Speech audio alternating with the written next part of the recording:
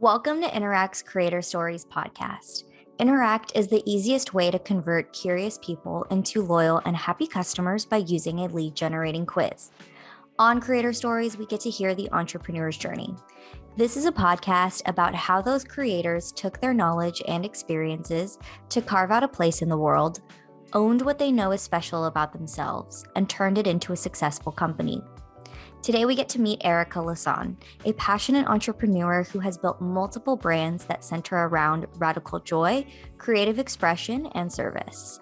Since becoming a mother in 2016, Erica has leaned on these same gifts to support busy women, entrepreneurs, and overwhelmed moms through her company, JOYrney to Purpose. She helps them to truly connect with the things that bring them joy, one feel-good thing at a time. All right, let's get started. Hi, guys, and welcome back to Interact's Creator Stories podcast. I'm your host, Jasmine Solana, and as always, so excited to be here with you. With me today, I have the amazing Erica Lasan. Erica, thank you so much for hopping on with us today. Oh my goodness. Thank you so much for having me. I am so excited for this conversation. And this is a long time coming too. We booked this call for this recording. What was that, six months ago? So, yeah, that's what it feels like. I think it was last year.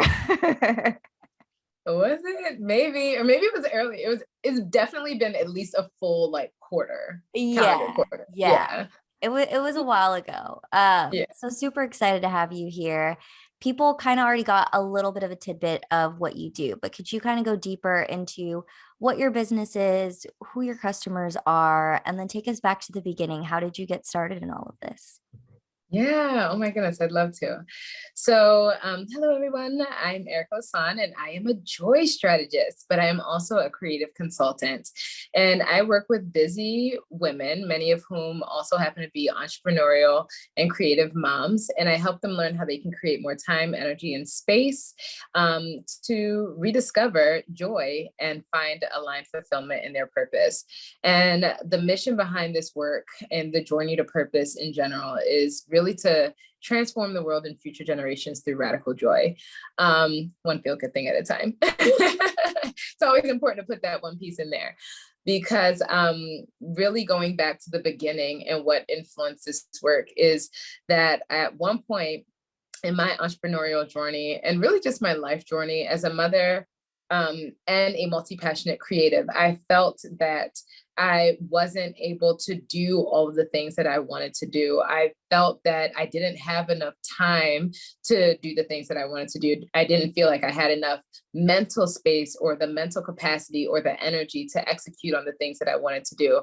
And because I'm a creative and because I feel like there's so many ways to express who you are, what you do, what you live for, who you want to serve, I just felt like I couldn't do anything. And it at one point, I thought that it was a luxury for me to do these things, but after becoming a mom for a good 16 months, I played the good mom, good wife role, and I was struggling. And I felt the need to struggle in silence because I felt if I spoke up about, well, I don't get to do this. And I love being a mom, but then I felt guilty about feeling like the blessing that I'd been given was also kind of the death of my personal self and my identity and my ability to really just live a life that I wanted.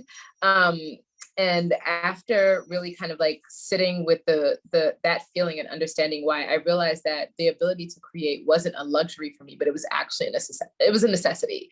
And it was something that gave my life purpose and meaning. But on the other side of this, because I'm a multi-passionate creative, I realized that I only had limited time. So while I could be focusing on all the things, what are the things that would actually make me feel joy and not from a space of being burnt out and feeling overwhelmed or feeling stressed? And it was through that process that I really came to understand, yes, joy is necessary. And yes, you should be pursuing things that you're passionate about.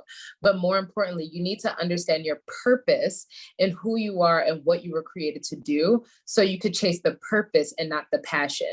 For so long in my life and my entrepreneurial journey, I'd been pursuing passion. So like in blogging, in vlogging, in video production, in on-air hosting, in doing social media stuff, and trying the influencer thing on for a while. All of those things at some point started to feel like work and left me feeling uninspired and like kind of hating it, because it was like, oh, I don't feel like I have to do this, and I had to drag myself into doing it. And that's because I was chasing the passion versus the purpose. And once I got clear, and it's like, honestly, as much as motherhood was a struggle in the beginning, in terms of just like dying to myself, I began to understand how the process of motherhood actually helped me birth my purpose, which was to understand how those things that I was so passionate about actually serve my purpose and my ability to help other people. Because it was the creating process that I enjoyed more than actually creating the stuff. So now, as a joy strategist and a creative consultant, I get to help other busy women who have these visions and have these dreams and have these goals understand that, yes, these things are important. Yes, you should do these things. Yes, you get to do all of them, but you also get to do them in a way that serves you and energizes you and doesn't leave you feeling like ragged and run dry, because it's through that you're actually able to live in your mission, and serve it from a place of joy, and serve others from a place of joy, rather than feeling like the work is working you. That was a lot. No, but that was so inspiring. I was like, wow, that is so true. And I love the distinction that you made between chasing your purpose versus chasing your passion. Because you always, I mean, I don't know, I feel like I grew up hearing that, like, what's your passion? What are you passionate about? That's what you should do, because then you never have to work a day in your life, all of that stuff. But I mean, even for me, it was like, I feel like I'm passionate about a lot of things. Right? But, I don't know. I don't know that that necessarily has anything to do with working, you know? And also, it's like you get to understand that once you're clear on what you're passionate about, and yes, it is aligned to your joy. And well, actually, let me start with this. Your joy is like necessary because it fuels you, it inspires you, it allows you to give, it radiates, it overflows, like all of those things. But when you're clear on the things that bring you joy, you can understand how your joy is tied to your purpose. And the two things are definitely connected. But also understand that everything that brings you joy doesn't necessarily have to be a part of your work experience. And I think that one thing that happens with our society now, right, because you can make a hustle and a grind out of anything, is that sometimes we get so sucked up in the idea of turning the things that we're passionate about into income, that sucks the joy out of it. It can eventually suck the joy out of the experience. Not everything that brings you joy is meant to be a job. And also understanding that it's okay to sometimes still just have hobbies. Like the ability to turn your brain off, and really just be in the moment of experiencing the joy of whatever it is, really helps support your purpose when you know what it is. So I love that you share that, and just like you're passionate about a lot. I am also passionate. I'm passionate about tons, and I want to turn everything into like some type of a creatable moment. But so sometimes it's also really just cool to just like keep that joy and that moment and that experience for yourself, and not have to like monetize it. And understanding that you get to do that too, especially if you're creative. Right, right. What comes to mind is me and my sister both became obsessed with creek cuts. If you guys are watching the video, you'll see it in the background of my it's right there. But we became obsessed with like just making cups and t-shirts and all this stuff. And her thought was, hey, isn't this, kind of what you do, or like you work with people who do stuff like this? How do we monetize something like that? And I was like, totally, like I'll do the business side of it, you do like all of the, because I hadn't had this at the time, she was the only one with the cricut, so I was like, you do all the creative stuff. And she was so excited, couldn't wait to kind of get it running. And once I started saying like, hey, we have this order, you need to get this done by this day, hey, like where is this, hey, where's that, all this stuff. And at that point she just didn't want to do it anymore. She was like, I'm not enjoying it. This feels like too much work. And she was rushing it because she felt like there was too much at one time. So it was short lived and it was cool to try out. But that's just what comes to mind, is you could have this really great thing that you love so much. And at the end of the day, it could just stay that, and mine sits right there. And it's fun when parties come around because then we start to create stuff, or when birthdays or events come around, you need a gift. We'll create something, but we realize, okay, we don't need to turn this into a business and fight over it. It's so funny that you mentioned that, because a part of me, and this is like me, because I love the work that I do, right? Like I'm obsessed with talking to women about their businesses and their dreams. Because now a part of me wants to ask, well, and I promise I won't turn this into a coaching or a counseling session, but a part of me wonders like, well, why didn't it bring her joy? Like, what were the reasons? Was it that she felt overwhelmed in how she had to do it? Was it like that in association with her also being a mom? Was it something where she felt that it was like so much coming in at once? And I think that, a lot of times as creatives, we'll like start with a vision or an idea of what we want things to be. And then we start going hard towards that. And when it starts to happen, like, I feel like there are two sides to the conversation, right? It may never reach what we want it to. And then it does reach what we want it to. And then we're overwhelmed. But we also get to understand that we get to decide, like, especially if it's your business, like if it's something that's not bringing you joy because there's so much happening at once. Well, you also get to switch up your business model and decide, well, I only want to do small scale events if you like are making things for events, or I only want to do like limited batches and I get to like, serve this particular customer, or like I only take orders during this season, So I find that that's so like cool that once she listened to her joy and was like, this ain't it. Because that's really important, because sometimes that's just not it. But I also think that it brings up this conversation about how our world operates right now, where like everyone's trying to create a hustle. And it's like good, because multiple streams of income are great, because, the job market isn't what it used to be.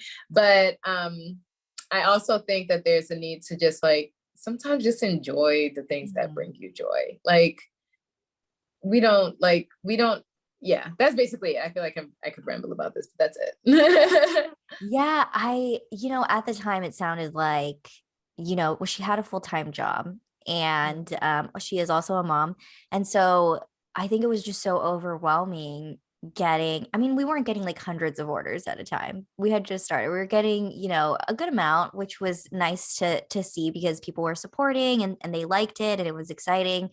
Um, but I think she just felt like she had no free time to just sit and, relax. And before this had turned into a quote unquote business, that was sort of a relaxing thing for her. And then all of a sudden it was no longer relaxing, because there was, we have to get this out. It has to be of X amount of quality. We had to, she didn't like, she's a sweetheart. She didn't want to charge people that we would make a profit. And I was like, well, we have to pay for all of this. Plus, what's the point of having a business if we don't make a profit? Stuff like that. And it was also eye-opening, because at some point I realized, okay, well, I also don't really enjoy, us arguing over this, because we really don't need to be. Don't go into business with family is what I learned. Just kidding. But yeah, no, it was, I think it just had everything to do with what you're talking about. It's like, if you don't find joy in what you're doing, when I'm, here interviewing, podcasting, I think it's honestly the coolest thing in the world. I love it. It comes naturally, and it's so easy. But if I were to continue with that business with my sister, I would have probably just been so tired. We would have fought all the time, and it would have just, not been as fun as when we're like, hey, like this party's coming up. What can we make? What decorations can we put together ourselves? What t-shirt can we make as a gift, stuff like that, Yeah. And, I feel like this brings up another conversation just around like, and this is also something that I learned over the course of my entrepreneurial journey and my creative journey. Just the need to not just start businesses or take on jobs just because they give you money. Like, I think that it can be so easy to be like, oh, I need money, so I'm going to figure out a way to get the money. And I have this gift, I have this talent, I can I can use it. And you can, but I think when it comes to entrepreneurship and creative entrepreneurship specifically, like you can't chase the money. Like you can't, because then it will eventually feel like work. You can't start a business like based on money. And I think a lot of times people like the idea of what it sounds like to have a business or be a boss babe, until they actually start the process and it's not what they expected. And oftentimes that's because joy is being left out of the mix if you are doing it just because you want to make money. And a really key part of the journey to purpose is understanding how your joy leads you to purpose and how your purpose understanding it really creates sustainable success, because that's the name of the game. So even to like the considerations, like for example, you and your sister had, right? Why you started the business. But for her, it may have also been like a need for like workflows and processes and systems that like led with joy, versus simply doing the thing because it needs to be done today, like, and that's kind of the work that I do with the people that I work with, because over time, that was a process that I came to understand was needed as a creative. It can't just be that you just have the vision, and I am a visionary. So the vision is very important. But over time, because I've also been a creative that's done so much by myself for so long, I've also come to understand the need for having order in how you create whatever it is that you're creating. It can't just be like, I'm going to do what feels great, because then that eventually, while it may feel good in the moment, leads you to feeling like overwhelmed and stressed later on if you can't figure out like how you even got to where you got so you can replicate the process. So I love that. I love that. So I want to bring it back to something you said early on before I got super excited about what you do. no, sorry.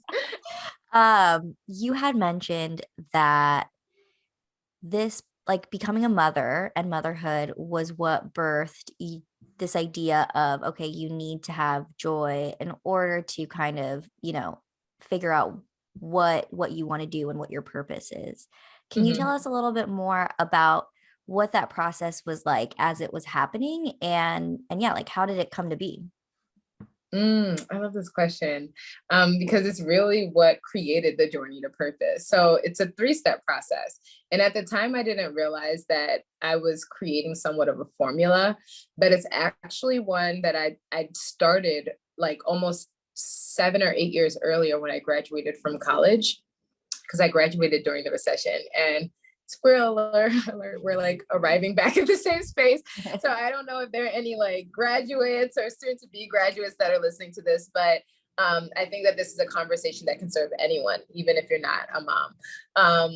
But at one point when I graduated in 2009, I was applying for jobs like no man's business, and no one was hiring me. Like I was like depressed. I felt like I was not valued. I was unfulfilled. The place where I was working was the same place that was my college internship. And I asked for more responsibility. I would ask to do more things, and they just weren't like utilizing me. So I was crying every day, like throughout the day, like for very long periods of time, like going to the bathroom, taking bathroom breaks, crying, cleaning up my face, going back to my desk, then thinking about the fact that I just cried and why I was crying, and then I'd start crying again. It was a horrible cycle. But around that time, I would call my then boyfriend, he's now my husband, during my lunch break. And like most of the conversation led back to me crying about how much I hated being there. And at one point he was just like, well, what do you want to do? And I was like, I want to do everything. I want to be in a creative space. I want to be around people that inspire me. I want to like live life in color. I just want to do not this. And he was like, well, start somewhere, do something. And it was like, I don't know if it was like how he said it or what he said, but it was like a light bulb went off. I was like, ooh, yeah, I can. Okay, well, if I were to do that, what would it look like? And so I kind of went back to the drawing board, and I got very clear on like which areas of my job or life I liked and what I wanted it to look like. And now I do vision boards, right? like, it's a part of what I do for myself, but it's also something I do with my clients. I created a 6-month or 6-week vision boarding course called Living in Purpose on Purpose, Vision Casting. And when I got clear on the things that brought me joy, I was like, all right, well, how can I start now? And it looked like me quitting the job that I was working. It looked like me then looking for jobs that aligned with the things that I wanted to do. And it brought me back into the retail space, which, I mean, that made my parents super happy. Like, you went to get a 4-year degree just to go back into retail. But this time I was going in with a plan. Because the things that I would be doing in that space would really bring me joy, but it almost became an unintentional rediscovery season for me. So in that period of time, I started doing photography again. I started singing and writing. I started doing open mics again, which was something I'd done in high school that I really loved. I started making jewelry again, because I started a jewelry line when I was 13, and it was again an accidental thing, but in making the jewelry for myself, the place where I was working, that boutique, they also started selling my jewelry. So that became one of my first experiences in entrepreneurship, post-college, and where I was able to figure out, the things that I enjoy, somebody can actually benefit from. And then from there, it became a mind-blowing, eye-opening, awakening experience where it's I really get to create what I want. Well, if I wanted to create anything, what would I want to do next? And it was I want to have a talk show with no experience. I want to be Baby Oprah. And so I grabbed a camera and a microphone and I hit the streets of New York, and I just started doing street interviews. And then that segued into a whole other career in on-air hosting and video production and television production and stuff like that. And so basically, that was going really well for 7 years. And then I had a bunch of really amazing opportunities to do New York Fashion Week and work with magazines. And then I had a really big opportunity with NBC to do a diversity on-air hosting workshop. And I thought that this was the big break. And a week later, I found out I was pregnant. So at that point, I cried for 3 days thinking that oh my goodness, my creative dreams are over. Now I got to go back to corporate. Oh my gosh, I hate it there. And for 16 months, that was it. My goal is to be a good mom and a good wife. Right. And I did that. And it was again, the silent struggle of just crying. And then at one point, when it was all right, you're not happy. Why aren't you happy? What do you have to do to make yourself happy? And the same thing that I did at 23, I did again at 28, 29.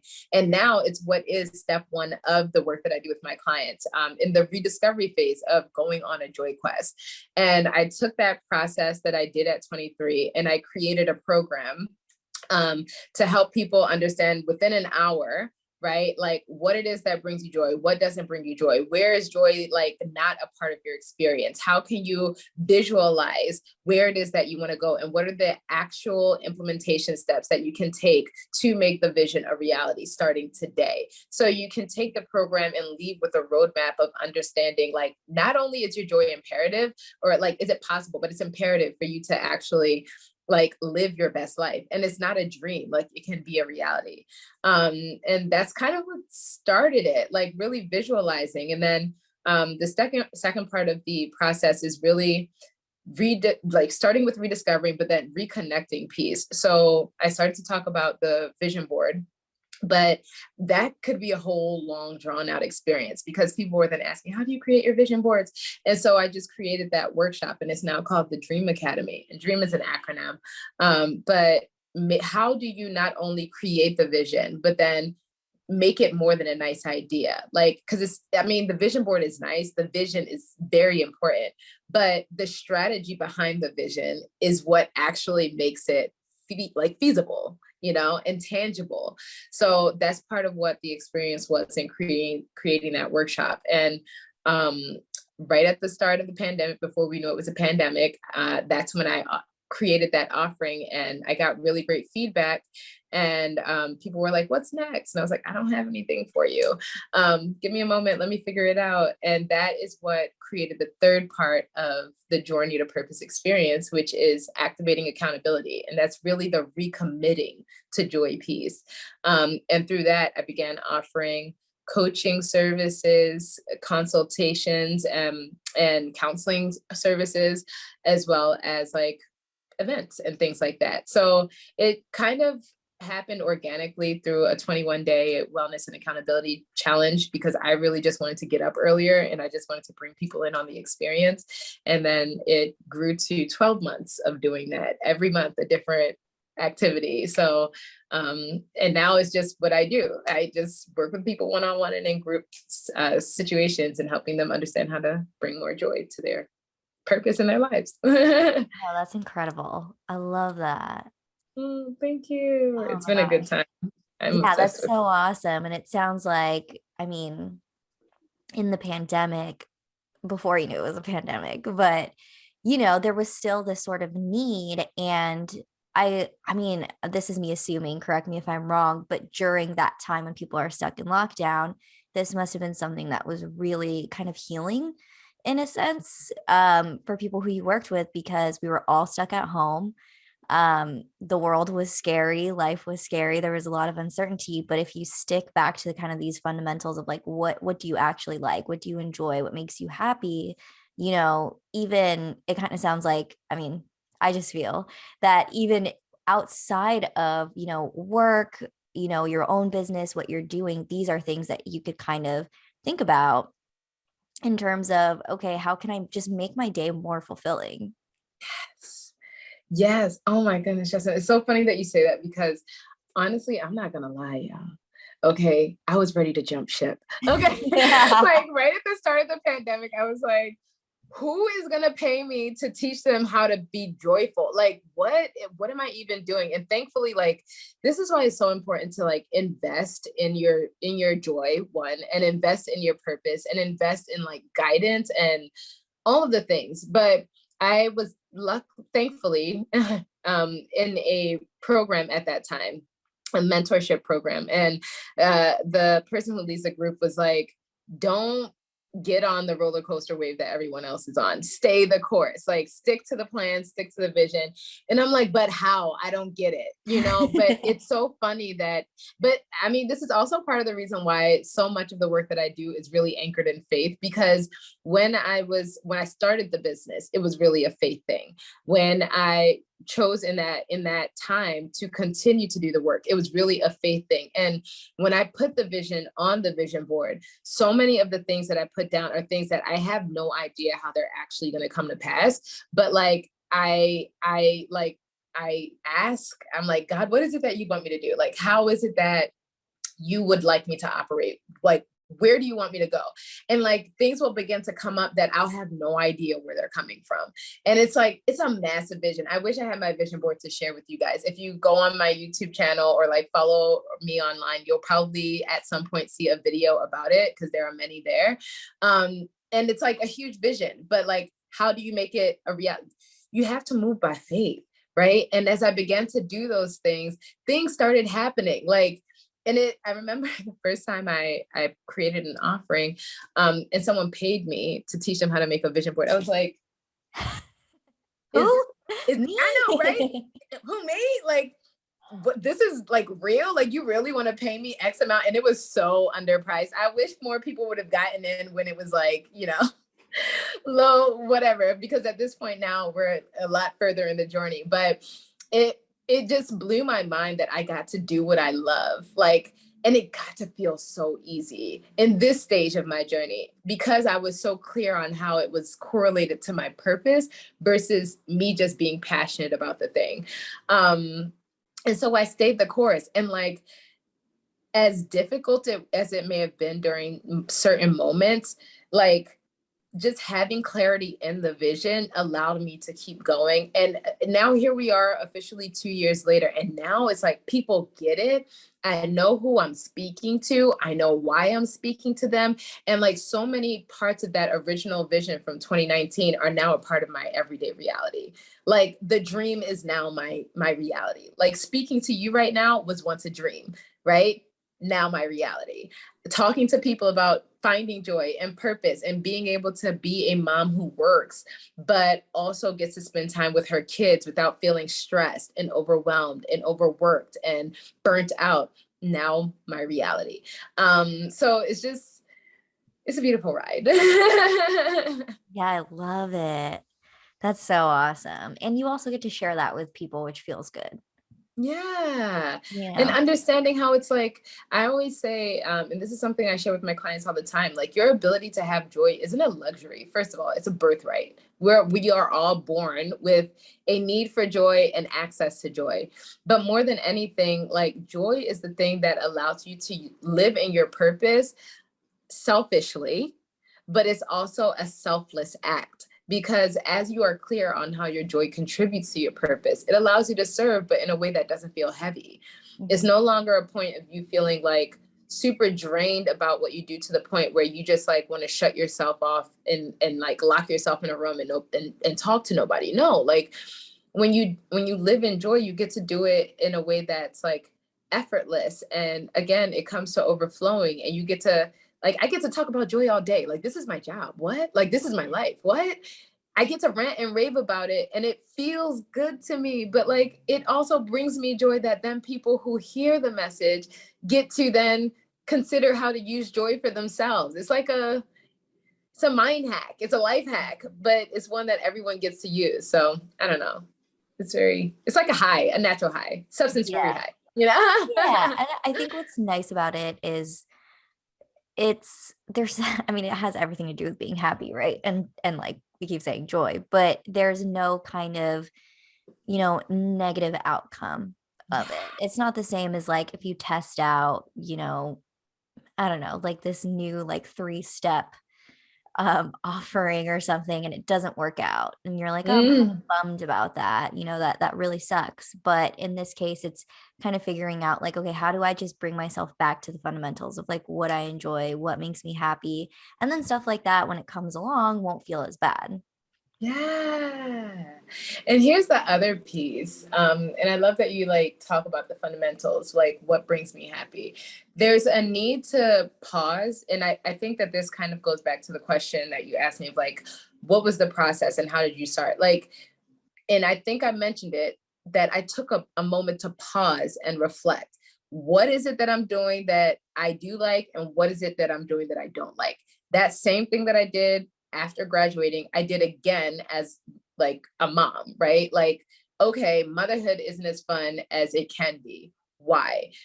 So I think that there's also a conversation around being like feeling okay with taking a break. Yeah. Like especially as a creative, like right now everybody's a creator, right now everyone's sharing their stuff, right now everyone's putting stuff online, and like feeling a need. I mean, this was just a part of the conversation with the presentation I just did, like feeling the need to like post all the time on social media, or always feeling the need to be creating a new program and a new offering. If you're constantly creating and you're not giving your mind time to play, and in order to do that, you need to take a break.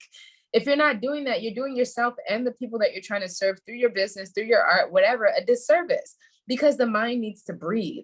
Like you need space to breathe. You need mental space to do nothing.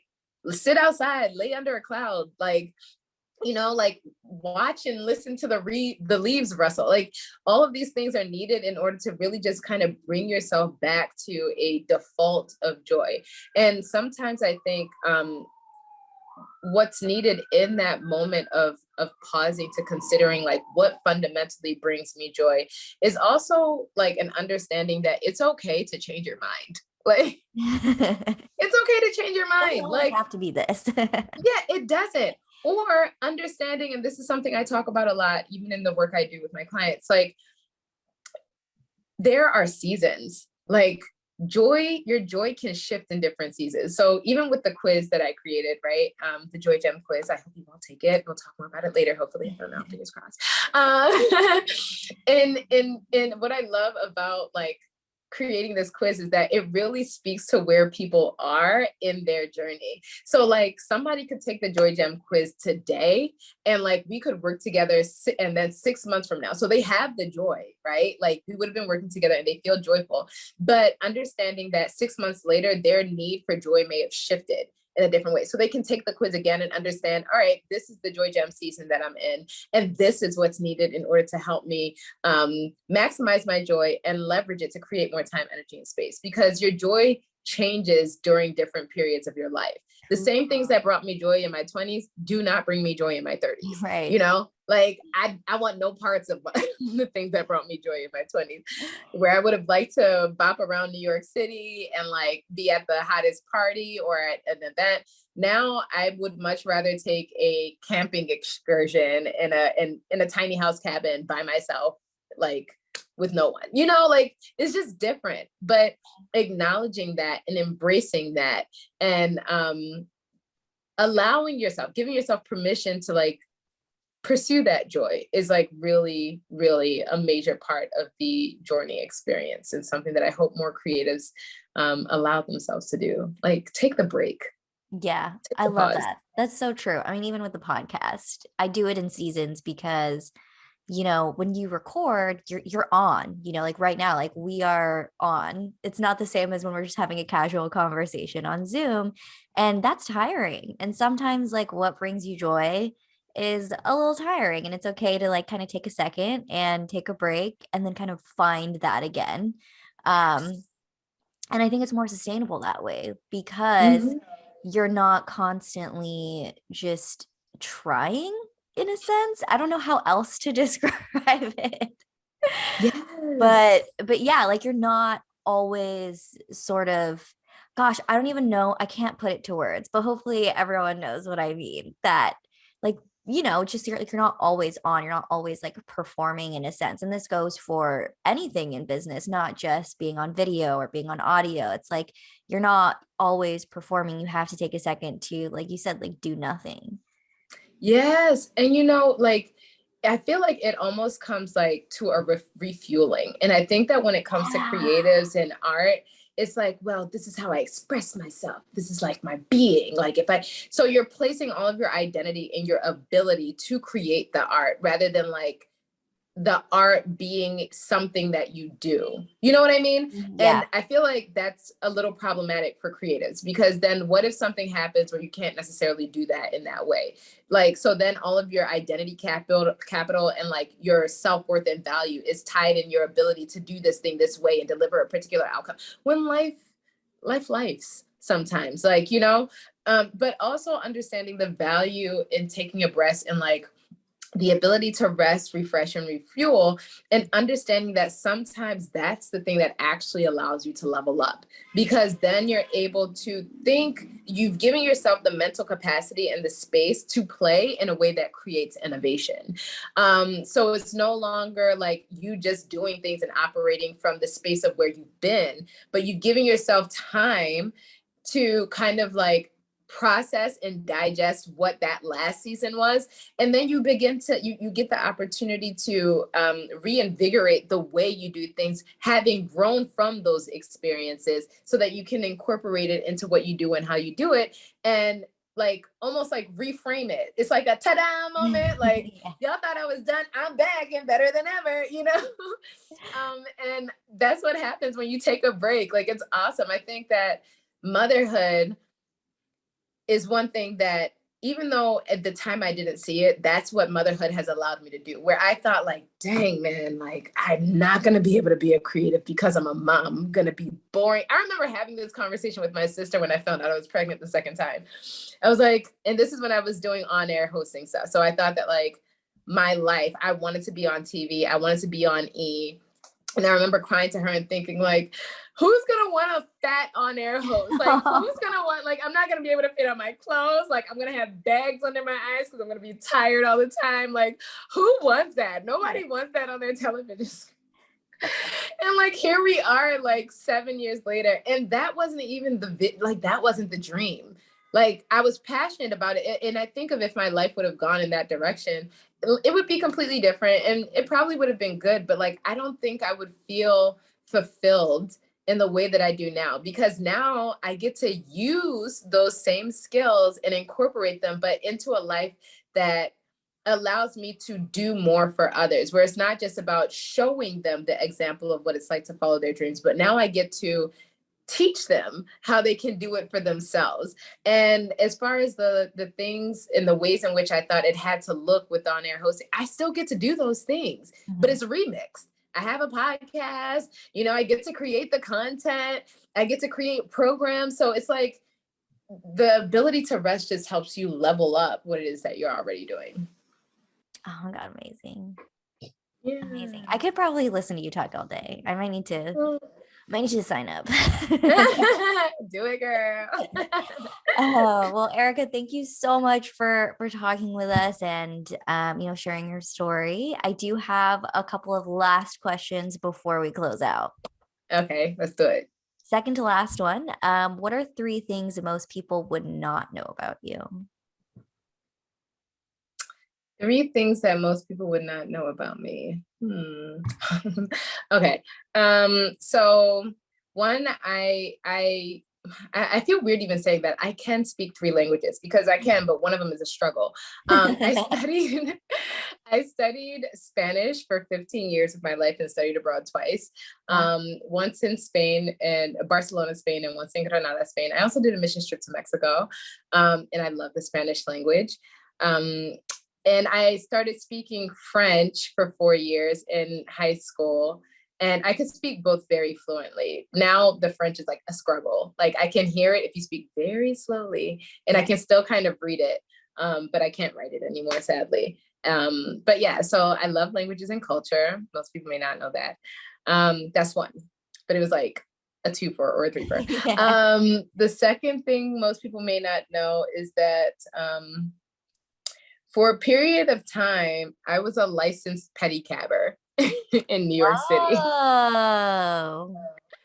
Oh my goodness. If you visit my YouTube channel, you'll see the entire journey. But like, at one point when I was like, I had no money and I was really trying to like promote my jewelry business, and I was trying to like put it out there that I also do interviews, I had this beautiful idea to advertise my business in a way where I could afford a billboard, New York billboard effect, without having to pay for a New York billboard. So I was like, oh, I'll put it on the back of a pedicab. But then like, I didn't know any pedicabbers that I could have do it for me. And so I ended up getting a license. And so I was pedicabbing because I wanted to make extra income. That's amazing. I put my banner on the back of a pedicab, and I also got to interview people. I created a show called Fashion Pedicab, and I did that on the streets of New York. So that's the second thing. And what's another third thing? I don't know. What's another random third thing? I don't know. I feel like that was a lot. My favorite number is 3.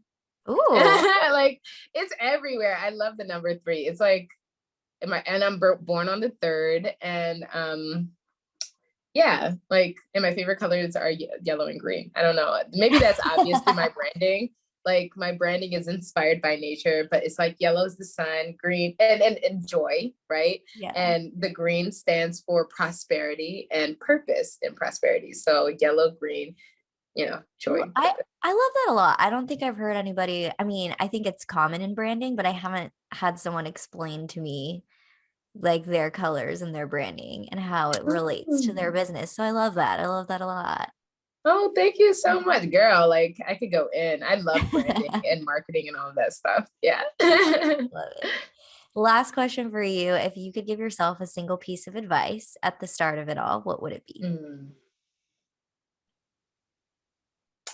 I want to say, trust the journey, but also just start with joy. Like, don't chase the money. Like, start with joy. Yeah, because I think at one point in my creative journey, not even like the business, like I had a thing with like trusting that what I wanted to do was valuable enough to really pursue. And it took a really long time for me to actually like convince myself. Right. And that was really just a faith thing, and like having to find the confidence. But finding the confidence only came from like failing and getting back up, and failing and getting back up. And if left to really trusting the words and thoughts of other people around like, well, is this even a viable thing? Is this a viable product? Is this a viable service? Like, what are you doing? I don't get it. And just trusting myself enough to know. And I think I did that, but it just took a lot longer because I wasn't really committed to the joy element. I feel like that's really where the magic began to happen, when I really like got over the need to chase the joy because I needed it to make money, and really just doing it because I enjoyed it, and then from there, understanding what the value was. I think that that's probably what I would say. Yeah. Trust yourself, start with joy, pursue it. And if you can, get yourself some guidance and understanding how you can merge the two, because it'll cut a lot of pieces out of the process. But more than anything, when you feel good and when you're aligned with your joy, like other people will begin to receive it, and they'll eventually come to understand it. They'll get it once you get it. But the only way to get it is to do it. I love it. Well, thank you so much. And before I forget, where can people find you online? Oh my goodness. Yes. Please follow me on social media. You can find me at Erica Lasan. You can visit the site, ericalasan.com. And I would really love to invite whoever's listening, if you're listening and watching, to take the Joy Gem quiz. Like I rant and rave around you guys all the time and just like the quiz process, but take the Joy Gem quiz. It's about 90 seconds, and it helps you learn how you can maximize your joy in this season, and learn how you can use it to create more time, energy, and space for yourself, starting like immediately. And I don't say that just to say that, but immediately. Join now. And that can be found at ericalasan.com/quiz. Love it. Love it. And we will link those for you guys as always. So don't worry about that. But thank you so much, Erica, and everyone else. We'll see you next time. All right. Thank you.